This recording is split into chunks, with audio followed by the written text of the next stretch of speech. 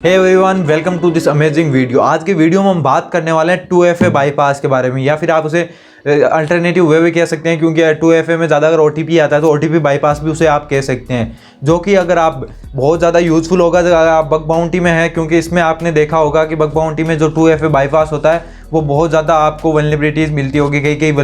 कई वेबसाइट्स होती है जो 2FA को इजीली बाईपास हम कर सकते हैं कई वेबसाइट्स में 2FA को इजीली बाईपास। या फिर आप एक पेन टेस्टर हैं जो अपनी वेबसाइट को सिक्योर करना चाहते हैं 2FA, तो ये भी देख सकते हैं कि क्या क्या तरीके से अटैकर आपको अटैक कर सकता है। मतलब कोई भी अटैकर आपको कैसे अटैक कर सकता है आपकी वेबसाइट को, तो आप उससे प्रिवेंट कर पाएँ। तो ये सारे परस्पेक्टिव से बहुत ज़्यादा आपके लिए यूजफुल वीडियो है। अगर आपने ये वीडियो अंत तक देख लिया तो 2FA के लिए आप बिल्कुल क्लियर हो जाएंगे, आपको पता चल जाएगा कितना कहाँ से पढ़ना है, क्या पढ़ना है। रिसोर्सेज भी शेयर करूँगा बहुत सारे, और लाइव डेमो होने वाला है। मैं आपको 2 अटैक लाइव करके दिखाऊंगा इसमें, जिसमें मैं बताऊंगा कि यहाँ पे देखिए 2FA बाईपास हो रहा है। सो आपको अंत तक बने रहना है। So without further do let's get into it. सबसे पहले हम देख लेते हैं, जिनको नहीं पता है कि 2FA क्या होता है, तो इसे 2 फैक्टर ऑथेंटिकेशन कहते हैं। इसका मतलब होता है कि अगर आपका यूजर नेम और पासवर्ड भी किसी को पता चल गया है तो एक ऐसा और सिक्योरिटी मैकेनिज्म लगाया गया है जिससे अगर वो सिर्फ आपके लिए होगा, जिसमें आपको फ़ोन नंबर पे या OTP आता है या मेल पे आपको एक लिंक भेजी जाती है। और बहुत सारे ऑप्शंस हो सकते हैं 2FA में, जैसे अगर आपके फ़ोन पे कुछ कोड भेजा जाता है उस पर क्लिक करना है आपको। बहुत सारे वेज हो सकते हैं, लेकिन नॉर्मली एक OTP ही आता है फ़ोन पर, और ये बहुत ज़्यादा फेमस वे है 2FA का। तो 2 फैक्टर ऑथेंटिकेशन कुछ नहीं है, एक एक्स्ट्रा लेयर है वो सिक्योरिटी की, ठीक है। तो 2FA के बारे में आपको पता चल गया, और जिनको पता था आपको रिवाइज हो गया। तो हम अब आगे बात करते हैं कि 2FA बाईपास कैसे हो सकता है, या फिर इसके बेसिक मेथड्स क्या है 2FA को बाईपास करने के।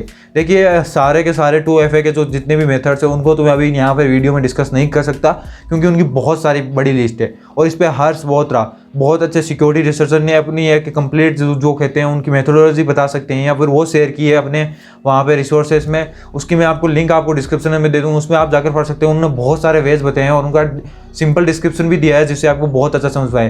लेकिन कुछ जो कॉमन्स पाए जाते हैं बहुत ज़्यादा, उनके बारे में हम यहाँ पर भी डिस्कशन कर लेते हैं। नंबर 1 पर है वो है रिस्पॉन्स मैनिपुलेशन है। रिस्पॉन्स मैनिपुलेशन का मतलब, मान लीजिए अगर कोई भी आप वेबसाइट है जिस पर आप 2 फैक्टर ऑथेंटिकेशन लगा रहे हैं, तो अगर आप उस पर गलत लगाते हैं तो रिस्पॉन्स में आता है success is equal to false.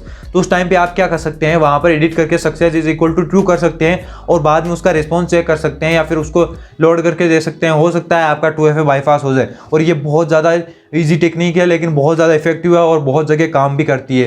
तो ये हो गया रिस्पॉन्स मैनिपुलेशन। अब होता है status code manipulation. Second number पर जो है वो है स्टेटस कोड मैनिपुलेशन। इसमें क्या होता है, मान लीजिए अगर आपको कोई मतलब आपने रॉन्ग इनपुट डाला है या फिर रॉन्ग कोड डाला है, जो OTP आता है वो अगर आपने रॉन्ग डाला है, तो आपने देखा होगा कई बार स्टेटस का आ रहा है 400 के आसपास, जो भी स्टेटस आ रहा है 403 या 404 नॉट फाउंड या फिर 403 फॉरबिडन, ये सब सारे कोड्स आते हैं, उनको बाईपास कर सकते हैं। अगर उनको हम मान लीजिए 400 की जगह हम 200 ओके कर दें, तो हो सकता है कि हमारा OTP बाईपास हो जाए। और ऐसे बहुत सारे सिक्योरिटी रिसर्चर, आपको रिपोर्ट पढ़ना हो वहाँ पे मिल जाएगा।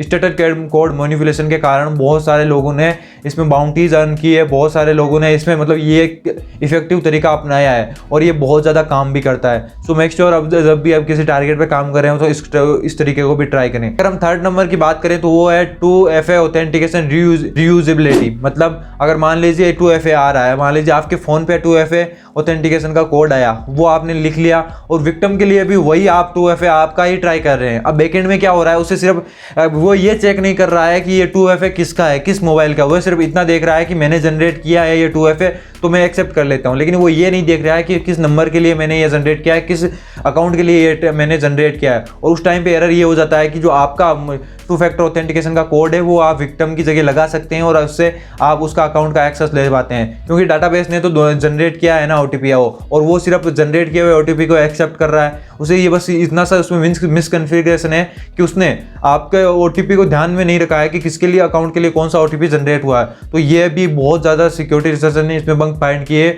और बहुत अच्छी बाउंटीज अर्ज की है इसमें भी।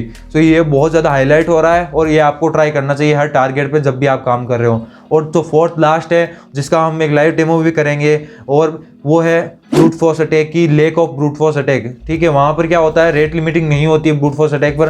अगर 4 डिजिट का कोड है तो इजीली वो 15 या 20 मिनट में आप अगर पूरे कॉम्बिनेशन ट्राई करेंगे, अगर सिर्फ नंबर्स के, तो वो सिर्फ 10,000 कॉम्बिनेशन होते हैं। और वो इजीली अगर कोई हैकर है, उसकी अच्छा खासा कंप्यूटर पावर है, तो वो तो सेकंडों में कर लेगा, या फिर नॉर्मल पावर भी है लैपटॉप्स का, वो तो 10-15 मिनट में बाईपास हो जाता है। तो इस तरह से ये 4th नंबर तरीका था। और भी बहुत सारे तरीके हैं जिनसे आप 2 फैक्टर ऑथेंटिकेशन बाईपास कर सकते हैं। मैं सबको डिटेल में यहाँ नहीं डिस्कस कर रहा हूँ, वीडियो बहुत ज़्यादा लंबा हो जाएगा, क्योंकि पहले से ही बहुत सारे रिसोर्सेज इसके बारे में पढ़े हैं। मैं बस आपको समझाना चाहता था कि ये किसी चीज़ें कैसे काम कर रही है। मैं बहुत ज़्यादा आपको हाईली रिकमेंड करता हूँ कि आप हर्ष मल्होत्रा है उनका ये आप जो ब्लॉग उन्होंने गिटहब पे जो रिसोर्स शेयर किया उसको जरूर देखें। उनको बहुत ज़्यादा इफेक्टिव तरीका है, उसमें सब एक एक डिटेल में बता रखा है उन्होंने उसमें, और आपको इजीली अंडरस्टैंड भी हो जाएगा। बहुत ही ईजी भाषा में उन्होंने बता रखा है, उसकी लिंक आपको डिस्क्रिप्शन में मिल जाएगी, जरूर से उसको चेक कीजिएगा। अब हम अपने लाइव डेमो की ओर चलते हैं लैपटॉप में और देखते हैं कि आखिर रियलिटी में ये कैसे काम करती है चीज़ें लाइव डेमो के साथ। तो अब हम 2 फैक्टर ऑथेंटिकेशन के कुछ 2 लाइव डेमो देख लेते हैं, जिसमें हम देखेंगे 2 फैक्टर ऑथेंटिकेशन को हम कैसे बाईपास कर सकते हैं, ताकि आपको एक आइडिया लग जाए कि 2 फैक्टर ऑथेंटिकेशन कैसे बाईपास होता है। ठीक है, तो सबसे पहले हम एक लैब सॉल्व करेंगे, वो है ये लैब। इसलिए हमें देखिए यूजर नेम और पासवर्ड मिल गए हैं, कैसे भी मिलो, लेकिन हमें 2FA बाईपास करना है, जो कि इसमें सिस्टम है। तो सबसे पहले हम क्या करते हैं, हमारे पास जो हमारे क्रेडेंशियल है विनर और पीटर के, ठीक है, वो लगा के देखते हैं ताकि काम कैसे कर रही है हमें ये चीज़ें पता चल जाए। ठीक है, तो मैं यहाँ पे अभी इसे मॉनिटर करूँगा और यहाँ पे मेरे पता है इसकी रिक्वेस्टें ऑन है ताकि ये इसमें आ सके, सारी रिक्वेस्ट के कैप्चर हो सके। ठीक है, तो मैं विनर और पीटर से लॉगिन करके देखता हूँ कि आखिर ये प्रोसेस हो कैसे रही है। तो मैं सबसे पहले विनर को लॉगिन कर लेता हूँ, विनर और पीटर।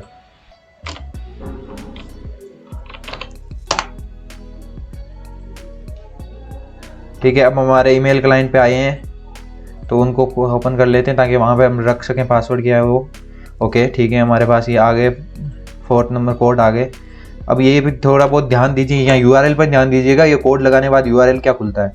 ठीक है, तो हम कोड लगा दिया और देखिए ये जब भी ये कोड खुल जाएगा तो यहाँ पे माय अकाउंट लिख के आ जाएगा, इसका मतलब हम अपने अकाउंट में आ गए हैं, एक्सेस ले लिया। अब ये आपको पता होगा जब भी आप टेस्टिंग कर रहे हैं तो URLs पे ध्यान देना बहुत ज़्यादा ज़रूरी है, आप इसे कभी भी मिस नहीं कर सकते। तो हमें पता चल गया कि माय अकाउंट नाम से एक्सेस हो रहा है बाद में। ठीक है, तो हम क्या करेंगे, यहाँ से लॉग आउट करते हैं और यहाँ से लॉग आउट करने के बाद फिर से लॉगिन करेंगे, लेकिन इस बार विक्टिम से लॉगिन करने की कोशिश करेंगे, क्योंकि हमारे पास विक्टिम के यूज़र नेम्स तो है, ठीक है, और पासवर्ड भी है। अब हमें बस 2 फैक्टर ऑथेंटिकेशन को बाईपास करना है, तो उसके लिए हम करेंगे, यहाँ पे कर देते हैं इसका जो पासवर्ड है वो रख देते हैं, और हमारा पता है हमें यूज़र नेम है कार्लोस उसका। ठीक है, अब एंटर करते हैं, उसके बाद क्या पूछा जाता है। अब देखो यहाँ पे हमारे पास ना कोड है, तो हम क्या कर सकते हैं, हमने देखा था कि यहाँ पे अगर हम माई अकाउंट कर रहे हैं तो यूज़र का अकाउंट खुल रहा है, लेकिन क्या बिना हम 2 फैक्टर ऑथेंटिकेशन के भी यहाँ अगर माई अकाउंट कर रहे हैं तो क्या हमारे कार्लोस का अकाउंट खुल जाता है? अगर हाँ तो हमारी लैब सॉल्व हो जाएगी। और इसे फोर्स ब्राउजिंग भी कहते हैं, फोर्स ब्राउजिंग आपने नाम सुना होगा, तो वो कहते हैं उससे भी 2 फैक्टर ऑथेंटिकेशन बाईपास होता है। तो हम ट्राई करते हैं इसको इस URL से, और देखिए यहाँ पर हम कार्लोस का अकाउंट खोल चुके हैं और यहाँ पे लैब भी सॉल्व हो चुकी है। इसका मतलब हमें एंड पॉइंट्स पे और हमें URLs पे बहुत ज़्यादा ध्यान देना चाहिए जब भी हम लैब सॉल्व कर रहे हैं या फिर जब भी हम कोई भी रियल टारगेट पे वर्क कर रहे हैं, तो उस टाइम पे ऐसी चीज़ों पे ध्यान देना ही एक 2 फैक्टर ऑथेंटिकेशन बाईपास को मतलब जन्म देता है। ठीक है, तो ये हमारी एक लैब हो गई। एक लैब हम और करेंगे 2 फैक्टर ब्रोकन लॉजिक की। इसमें क्या होगा मैं आपको बता देता हूँ। इस लैब में बेसिकली होना क्या है, हमारे पास सिर्फ यूज़र नेम है, हमारे पास पासवर्ड्स भी नहीं है, और बिना पासवर्ड के हमें 2 फैक्टर ऑथेंटिकेशन बाईपास करके विक्टिम कार्लोस को क्या करना है, हमें उसको कैप्चर करना है, उसके अकाउंट को कैप्चर करना है। तो मैं लैब को एक्सेस करता हूँ।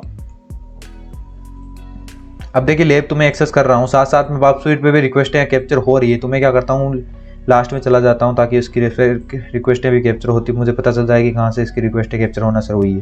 तो मैं पता है यहाँ से इसकी रिक्वेस्ट कैप्चर होना शुरू हुई है ताकि हम ध्यान दे सकें। तो मैं अब माई अकाउंट पे जाता हूँ और लॉगिन करने की कोशिश करता हूँ मेरे अकाउंट से। तो मुझे अपने अकाउंट्स के क्रेडेंशियल डाल देता हूँ मैं, विनर और पीटर।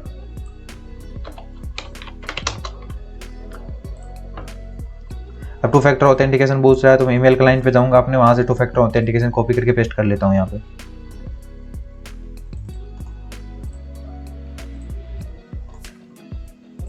ठीक है, ये 2 फैक्टर ऑथेंटिकेशन हमने कॉपी करके पेस्ट कर लिया यहाँ पे। अब हम देख पा रहे हैं कि हमने अपने अकाउंट में सक्सेसफुली लॉगिन कर लिया। अब एक बार चलते हैं, हमें अब देखियो कोड को ब्रूट फोर्स करना होगा हमारे अकाउंट पे। ठीक है, लेकिन अब कोड को हम ब्रूट फोर्स करेंगे कैसे, जब हमारे पास तो यूजर नेम और पासवर्ड भी नहीं है। तो हमें कुछ ऐसा तरीका ढूंढना होगा कि बिना यूजर नेम और पासवर्ड के हम सिर्फ 2 फैक्टर ऑथेंटिकेशन बाईपास की मदद से उसके अकाउंट में घुस पाएं। तो ऐसा आइडिया हमें देखने के लिए हम देखते हैं, रिक्वेस्ट में जाते हैं। तो सबसे पहले हमारा काम है कि ऐसा एक मतलब 2 फैक्टर ऑथेंटिकेशन आखिर सर्वर से जनरेट करना, जिसको हम फाइंड करेंगे, क्योंकि अगर जनरेट ही नहीं होगा तो ब्रूट फोर्स से हम फाइंड कैसे करेंगे। तो हम इनकी रिक्वेस्ट देखते हैं। तो यहाँ पर देखिए रिक्वेस्ट में देखें तो पोस्ट लॉगिन हुआ है जिसमें ये विनर और पीटर पासवर्ड गए हैं। ठीक है, यहाँ तक तो क्योंकि हमारे पास पासवर्ड है नहीं तो ये रिक्वेस्ट हमारे कोई काम की नहीं है। तो हम आगे चलते हैं, यहाँ ये भी कोई काम की नहीं है। robotic.txt रिसोर्स रोबोट नो कोई काम की नहीं है, कोई काम की नहीं। यहाँ पर चलते हैं। अब यहाँ पर देखो तो आपको ये कोड गए हैं इसमें, और यहाँ पे ये कोड वेरीफाई हो रहे हैं। वेरीफाई किसका कोड हो रहा है? विनर का, ठीक है। अब यहाँ पे देखिए इशू यहीं पे आता है। अब इससे पहले ये वेरीफाई कहाँ हुआ है? यहाँ तो जनरेट भी तो हुआ होगा पहले कहीं पे। अब जनरेट करने वाली रिक्वेस्ट देखनी है कि ये आखिर जनरेट कैसे हो रहा है। ये कोड जो हमें यहाँ लगाने पर वेरीफाई बता रहा है वो जनरेट कैसे हो रहा है वो देख लेते हैं हम, ठीक है। तो हम ऊपर चलते हैं थोड़ा, कहाँ आखिर ये जनरेट हो रहा है। अगर वो रिक्वेस्ट हमें मिल जाए तो, यहाँ भी नहीं, यहाँ मिल सकता है। हाँ, यहाँ पर अगर आप देखें तो यहाँ पे वो OTP क्या हो रहा है? जनरेट हो रहा है, ठीक है, जो हमें आगे लगाने पे पता चलेगा। तो मैं क्या करता हूँ, इस रिक्वेस्ट को रिपीटर में भेजता हूँ, और रिक्वेस्ट को रिपीटर में भेजने के बाद मैं यहाँ पे 1 मिनट, हाँ, अब मैं इस रिक्वेस्ट को यहाँ पे तो विनर का पासवर्ड जो ये टू फैक्टर ऑथेंटिकेशन हुआ था वो जनरेट हुआ था। अब मैं क्या करूँगा, कार्लोस का जनरेट करने की कोशिश करूँगा, क्योंकि मुझे कार्लोस से मतलब है, ना कि इस विनर से। मैं यहाँ पे कार्लोस का टू फैक्टर ऑथेंटिकेशन जनरेट कर देता हूँ बिना पासवर्ड के। देखिए बिना पासवर्ड के हम जनरेट कर पा रहे हैं, ये भी एक बग है, ठीक है। तो एक हम बहुत सारे बिना पासवर्ड्स के भी जनरेट कर सकते हैं और अकाउंट्स को ब्लॉक भी नहीं कर सकते, ये भी एक बहुत बड़ा इशू है। लेकिन हमें पूरा अकाउंट टेक ओवर करना है, इसलिए देखिए यहाँ पे जनरेट हो गया, 200 होके आ गया, मतलब एक कार्लोस के लिए एक टू फैक्टर ऑथेंटिकेशन जनरेट हो चुका है। अब हमें क्या करना है? अब देखिए यहाँ पे मेन रोल अब आता है अटैक का। अब ब्रूट फोर्स करना पड़ेगा हमें। किसका? हमें पता है कि हम इसके लिए जनरेट हुआ, लेकिन पता नहीं है कि क्या हुआ। तो हम क्या करेंगे, इस रिक्वेस्ट को भेजेंगे इंट्रूडर में, ताकि हम ब्रूट फोर्स कर पाएं। इंट्रूडर में भेजते हैं पहले तो। अब देखिए यहाँ पर थोड़े चेंजेस करने पड़ेंगे हमको। पहले तो देखिए यहाँ पे क्लियर कर लेता हूँ, विनर की जगह कार्लोस करेगा, क्योंकि हम कार्लोस को वेरीफाई करना चाहते हैं कि कार्लोस की कौन सी अकाउंट है, ठीक है। तो हम यहाँ वेरीफाई की जगह कार्लोस करेंगे कि अगर कार्लोस वेरीफाई हो जाता है, कार्लोस का वो जो कोड है वो वेरीफाई हो जाता है, तो हमें रिटर्न कर दो एक वैल्यू, जिसमें हमें पता चल जाएगी 302 आने पर हमारा ये कार्लोस के यही वो है पासवर्ड से, या फिर यही टू फैक्टर ऑथेंटिकेशन के कोड है। तो मैं इसमें इसे ऐड कर लेता हूँ, क्योंकि हमें इस पर अटैक करना है, कार्लोस के लिए वेरीफाई करना है। उसके बाद हम चलते हैं पेलोड पे। अब पेलोड पे मुझे ब्रूट फोर्स सेलेक्ट कर लेता हूँ मैं, सॉरी 1 मिनट, नल हो गया, ब्रूट फोर्स कर लेते हैं, ठीक है, ब्रूट फोर्स। और यहाँ पे मैं ये सारे हटा देता हूँ, क्योंकि हमें पता है जो कोड आ रहे हैं वो सिर्फ किसके हैं? नंबर से, डिजिटल नंबर से, ठीक है।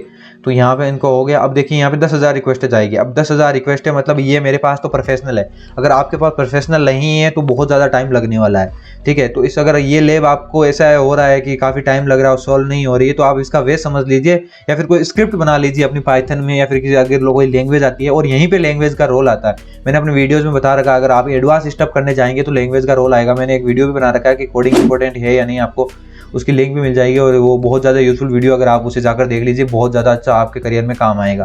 तो ठीक है, हम यहाँ से अटैक स्टार्ट कर देते हैं, और उसके बाद देखते हैं कि आखिर कौन सा जो कोड है, या फिर कौन सा 302 हमें रिक्वेस्ट देती है। तो मैं यहाँ से स्टार्ट कर रहा हूँ अटैक को। अब देखिए यहाँ से 10,000 रिक्वेस्टें होगी पूरी। तो यहाँ पर देखिए रिक्वेस्टें चल रही है। मैं अभी के लिए इसको थोड़ा सा फास्ट फॉरवर्ड कर देता हूँ।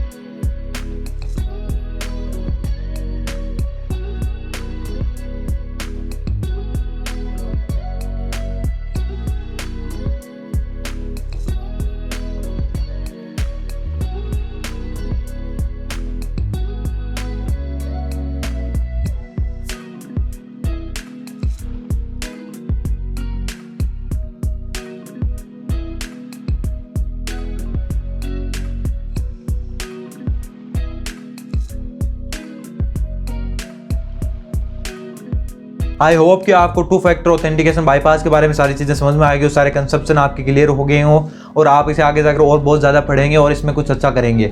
अगर आपको वीडियो पसंद आया हो, अगर आप ऐसे ही कंटेंट को देखना चाहते हैं, make sure you subscribe this channel for cyber security and ethical hacking. I will meet you next time. Till then keep learning and keep exploring.